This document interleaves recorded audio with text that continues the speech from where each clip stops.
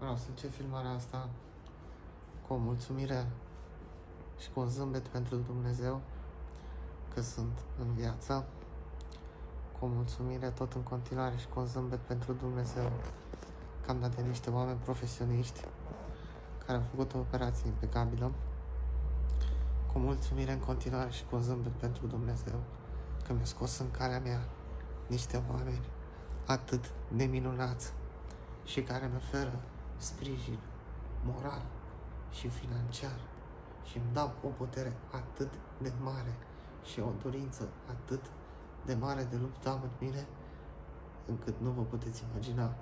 Mă simt mai puternic ca niciodată în viața mea, atât timp cât viața mă lasă să deschid gura, să mă găț cu dinții de viață, mă ridic în 4 labe.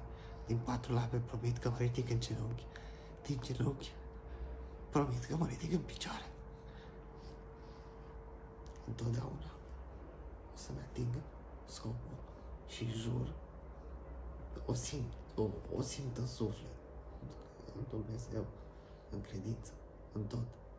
Și în încheiere, ce vreau să vă zic e să zâmbiți și să vă bucurați de viață, că e frumoasă și că merită trăită din plin și că eu sunt fericit că am oameni ca voi alături de mine. Vă mulțumesc!